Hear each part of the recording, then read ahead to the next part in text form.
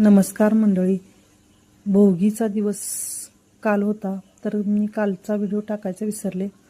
तर एका कुकरमध्ये मी तेल 2 चमचे टाकले, त्यात जिरे मोहरी ते तडतडल्यानंतर कढीपत्ता 5-6 पाने घातली, कांदा बारीक चिरलेला, टोमॅटो अर्धा बारीक चिरलेला घातला.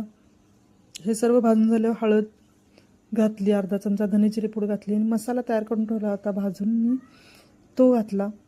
कांदा लसूण कोथिंबीर तीळ जिरे घालून मसाला तयार केला होता. त्यानंतर 4 चमचे कांदा लसूण मसाला, मीठ चवीनुसार, सर्व भाज्या एकत्र करून भाजून घेतल्या तेलामध्ये.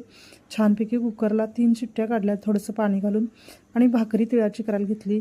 बाजरीची भाकरी छान करून घेतली थापून आणि तव्यावर छान भाजून घेतली. त्यानंतर सर्व नैवेद्य तयार करून झाल्यानंतर देवाला नैवेद्य तयार झाला.